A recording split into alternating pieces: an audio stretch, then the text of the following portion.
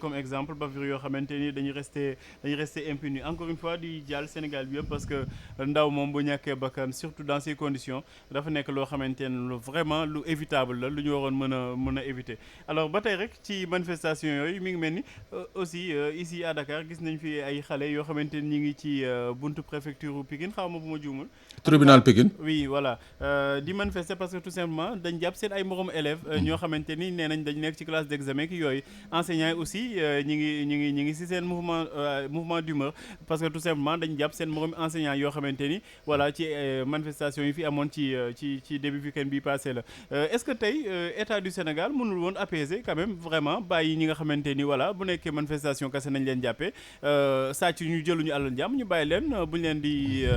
delluwaat à la raison ñu dellu à la raison. waaw mais xam nga nag à force de criminaliser entre guillemets les manifestations mooy jur lii moi je crois qu'il y a un temps pas du tout loin manifestation bu doon am bu ñu jàppee nit ñi dañuy dem fanaan loo leen ba le lendemain ñu bàyyi la wala sax ba guddi gi ñu bàyyi leen quoi juste parce que c'est un droit constitutionnel bi nga xam ne moom lay nit ñi di exercer mais léegi le problème mooy Bamata quand je vois que la plupart de ñi ñu arrêté ay élèves nañu ay professeurs nañu ay instituteurs nañu y a un certain malaise quand même bi nga xam ne je crois que ça va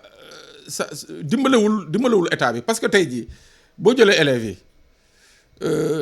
la preuve bu ñu génnee na dañuy manifester gis nga ce qui s'est passé à Ziguinchor tous les lycées tous les collèges toutes les écoles ñoo génn finalement le préfet était obligé et l'IA de suspendre les cours imaginez un peu dans une zone comme Guédiawaye ou Pikine ou Dakar élèves yi génn na dañuy manifester xam nga loolu tey jii beneen encore problème lay indiwaat donc pour répondre à ta question oui moi je pense que tey jii l'heure est justement à appeler au calme c'est-à-dire appeler au calme mooy lan mooy jéem a xool ces manifestants là bu dee ils ne se sont limités qu'à des faits de taal pono sànni kii vraiment que ñu jël leen teg leen de côté libérer leen je crois que ça peut aider un peu à désamorcer le climat quoi mais presque près de 400 ou même plus de 400. Oui. bu ñu leen naree jël dugal leen ci kaso bi pour des faits de manifestation. ban kaso sax nga leen di dugal ban kaso sax nga leen di dugal. waaw non ils se débrouilleront d'ailleurs c'est un moyen de parler d'ailleurs de surpeuplement des prisons. Oui. Loolu c'est pas tellement le cas des soucis du pouvoir. Même bu dee dañ leen nar a tànc à 300 par néeg ils le feront mais je dis que là n'est pas la solution c'est-à-dire le moment bi ce n'est pas le moment d'ouvrir d'autres fronts parce que soxlawuñu front une grève des élèves et étudiants soxlawuñu front une grève des instituteurs et des professeurs donc ça je crois que l'État devrait quand même tirer justement les leçons de ça mooy maanaam jéem a xool nu muy désamorcer calmer jeu bi jéem a libérer justement ces gens-là dans la mesure où pour la plupart li ñu leen di toppee mooy dañu manifester taal pneu nag je crois que c'est pas une destruction de biens appartenant à autrui quoi. Ou bien de biens publics. Absolument ñeneen ñi nga xamante ne aussi jàpp nañ leen te ñu war leen libérer parce que tout simplement mën nañ leen boole ci délit d'opinion yi mi Cheikh Oumar Diagne ak Abdou Karim Gueye démb nañuy convoqué Cheikh Oumar Diagne mu ñëw ñu notifié que dañ ko placé garde à vue Abdou Karim Gueye aussi mu ñëw ñu notifié ko même chose di leen reprocher que voilà appel à insurrection ci yooyu ñi ngi wax di wéyal démb rek fii ci Walfadjri organiser benn sitting boo xamante ni pour dénoncer li nga xamante ni mooy arrestation Pape Ndiaye bi ñiy continuer di dem ñi ngi ko doon wax ci Pape Alé Niang ak ñooñu ba tey mi ngi mel ni Sénégal délit d'opinion délit boo xamante ni la dañ siy jàpp ni tëj la ci kaso bi. waaw mais soo dégloo tey ji restitution ou interview président dans l'Express un journal français mooy li muy jëm expliquer na que Pape Ndiaye c'est pas un délit de presse nañ ko jàppee moom jàpp na que diffusion de fausses nouvelles du délit de presse du délit d'opinion donc tey pour dire vrai Pape Matar mooy que effectivement ku ci nekk ci ñun ñi tey ji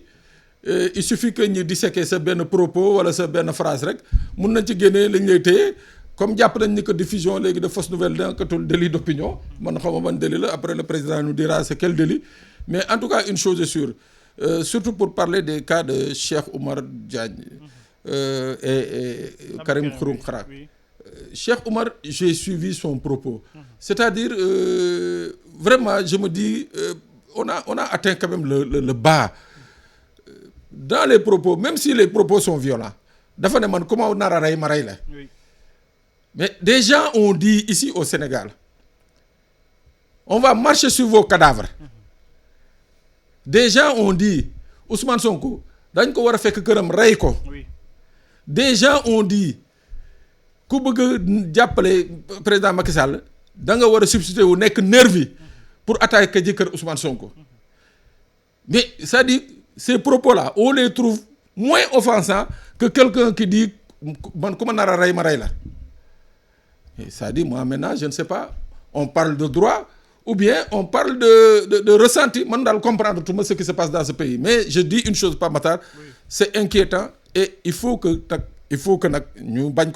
ko parce que bu ñu koy wax souvent on nous taxe de gens qui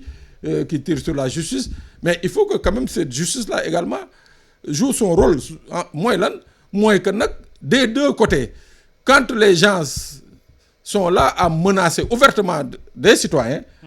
et que ces citoyens là apportent une réponse, bu ñuy arrêter nañu arrêter ñëpp quoi. C'est-à-dire on peut pas arrêter ceux-là qui parlent pour se défendre et laisser les autres qui les offensent matin midi soir. waaw. ci kàddu yooyu sax dañuy déglu. ñun nag ñoo taxaw jënd suñuy jaas yi nu la simon ñun ñoo wut suñuy yat nu la simon ñun ñoo wut suñuy paaka nu la simon. li ngay wax noonu moom laa la doon confirmer ay jeunes benn bokk yaakaar fële sa Ndar nee nañ jënd nañ seen jaas ki seen yet ak voilà tey nee nañ seen yet ak seen jaas yooyu du pour ñi nga xamante ni ñoo toog seen kër mais ñiy manifester nañu bu ñu nekkee ci réew boo xamante ni état de droit la yenn kaddu yi nit di ko yëg te dara du ko ci fekk yaa ngi koy rappeler léegi ku taxaw ni dañuy dem taali ji kër Ousmane Sonko dara fekk ko ci boo dindiwoon Ousmane Sonko nga def ci Mame Mbaye Niang balaa ngay daaneel kaddu gi police fekk la fekk gendarmerie. Mais bu wóor a wóor mais moo tax ma ne la on vit un drame quand même.